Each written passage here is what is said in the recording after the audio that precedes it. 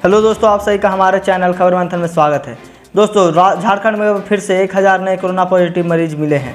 झारखंड में चीनी वायरस का सिलसिला लगातार बढ़ता जा रहा है। रांची में एक बार फिर से 1000 के करीब नए मरीजों की पहचान की गई है। वहीं अब इन नए मरीजों को मिलाकर झारखंड में कुल संक्रमितों की संख्या 26,300 के करीब पहुँच गई है।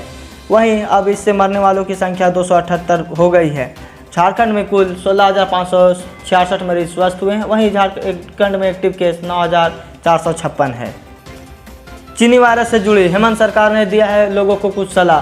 झारखंड सरकार की कोरोना के खिलाफ जंग जारी है। इसी बीच झारखंड के मुख्यमंत्री हेमंत सोरेन ने प्रदेशवासियों से एक बार फिर से बिना मास्क घर से बाहर नहीं निकलने की अपील की है।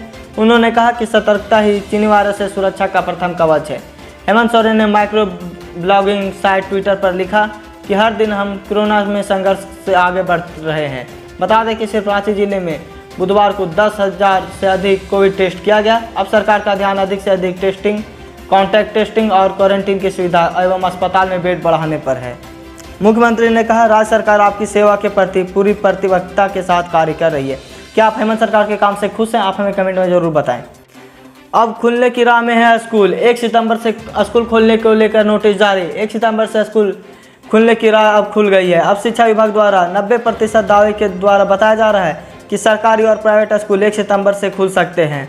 वहीं साथ ही उन्होंने कहा कि स्विट्जरलैंड का मॉडल भारत अपना सकता है और साथ ही आंशिक बदलाव के साथ लागू हो गया स्कूलों को फिर से खोलने की गाइडलाइन।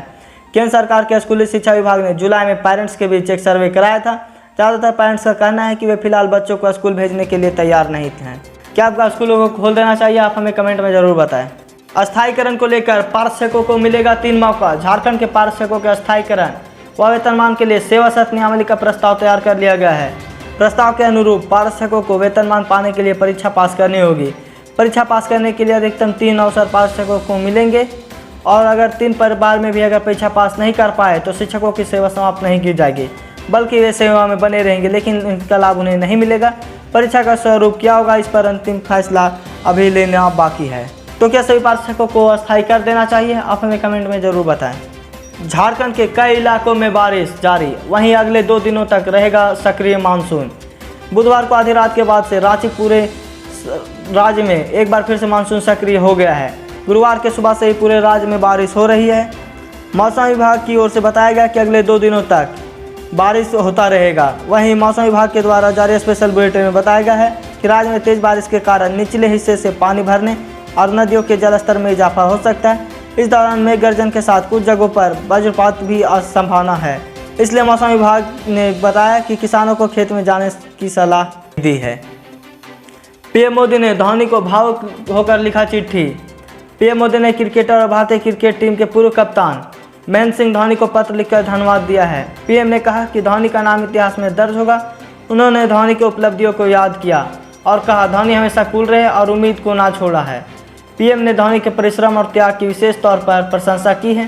प्रधानमंत्री ने सेना के साथ धोनी के जुड़ाव को भी याद किया। साथ ही पीएम ने आगे लिखा कि जब भी क्रिकेट का इतिहास लिखा जाएगा, धोनी का नाम क्रिकेट के इतिहास में दर्ज होगा। भारतीय क्रिकेट उनके योगदान को हमेशा याद रखेगा। अगर आप भी धोनी के फैन हैं तो कमेंट में धोनी लिखना ना भूलें। एक राष्ट्र एक राशन कार्ड योजना पूरे भारत में अगले मार्च तक शुरू। केंद्र सरकार ने कहा है कि एक देश एक राशन कार्ड योजना का कार्यान्वयन इसकी शीर्ष प्राथमिकताओं में है। अगले साल मार्च तक इस सुविधा को पूरे देश में लागू करने का प्रयास किया जा रहा है। खाद्य मंत्रालय ने एक बयान में कहा, एक देश एक राशन कार्ड योजना राष्ट्रीय खाद्य सुरक्षा अधिनियम के तहत आने वाले सभी राशन कार्ड धारक या लाभार्थियों को देश के किसी भी हिस्से में अपने राशन प्राप्त कर सकने का एक विकल्प प्रदान करेगा।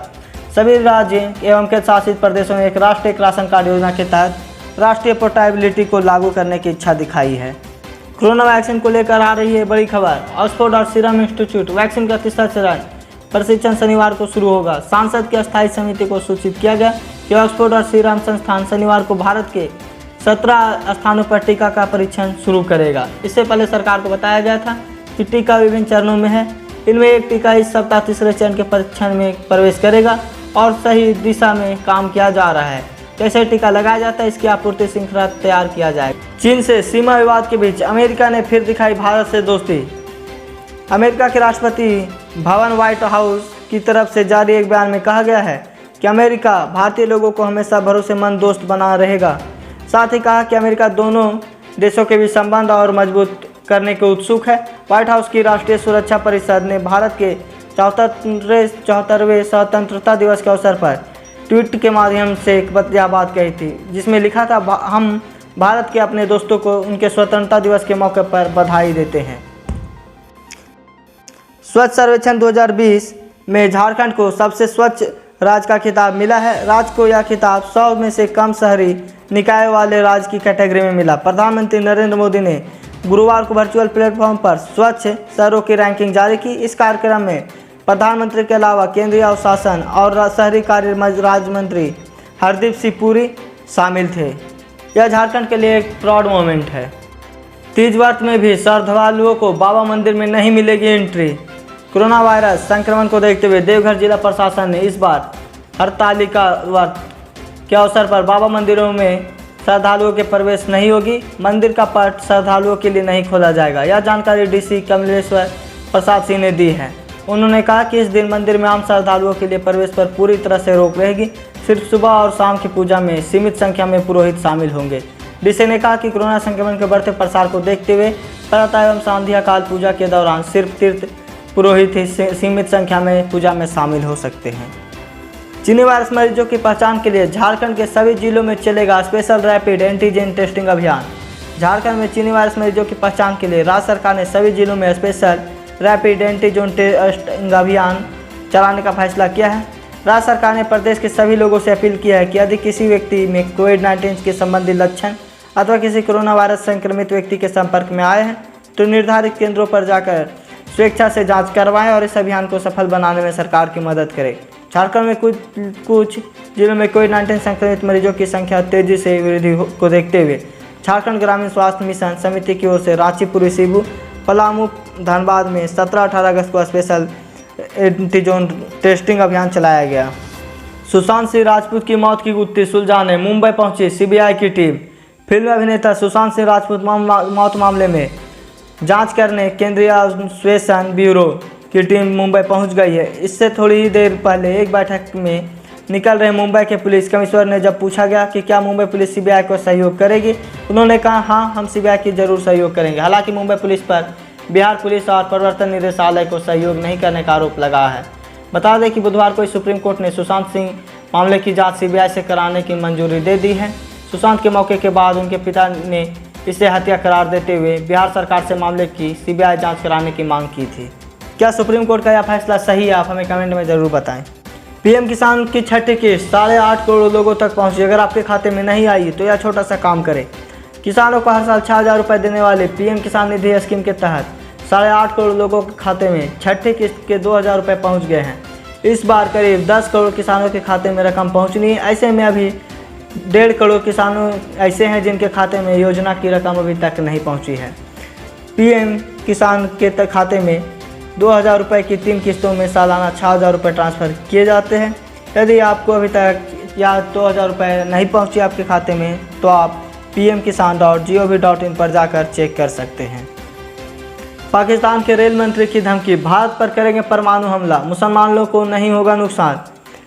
अपने बयानों से अक्सर चर्चा में रहने वाले पाकिस्तान के रेल मंत्री शेख शरीद ने भारत के खिलाफ परमाणु बम का इस्तेमाल करने की धमकी दी। भारत के साथ तनाव को लेकर रशीद ने सीधे सीधे दावा किया है कि पाकिस्तान ने अपना हथियार तैयार रखा है और अगर भारत हमला करता है तो पारंपरिक युद्ध नहीं होगा, सीधे परमाणु हमला होगा जिससे असम तक को निशाना बनाया जा सकता है। इमरान खान के मंत्री ने कहा कि हमारा हथियार मुसलमानों की जिंदगियों को बचाते हुए असम तक टारगेट कर सकता है। ऐसा पहली बार नहीं जब रशीद ने ऐसा बयान दिया है। आप इस पाकिस्तानी नेता के लिए कुछ कहना चाहते तो आप हमें कमेंट में ज़रूर बोलें। मेरिट में पाए जॉब, 8वीं और 10वीं पास के लिए सरकारी नौकरी। सरकारी नौकरी की चाहत रखने वाले 8वीं और 10वीं पास के लोगों के लिए हैवी इंजीनियरिंग कॉरपोरेशन रांची ने कई पदों पर भर्तियां निकाली है। इच्छुक उम्मीदवार आधिकारिक वेबसाइट पर जाकर ऑनलाइन के द्वारा आवेदन कर सकते हैं। ऑनलाइन आवेदन करने की प्रारंभिक तिथि 12 अगस्त 2020 है और ऑनलाइन आवेदन करने की अंतिम तिथि 29 अगस्त 2020।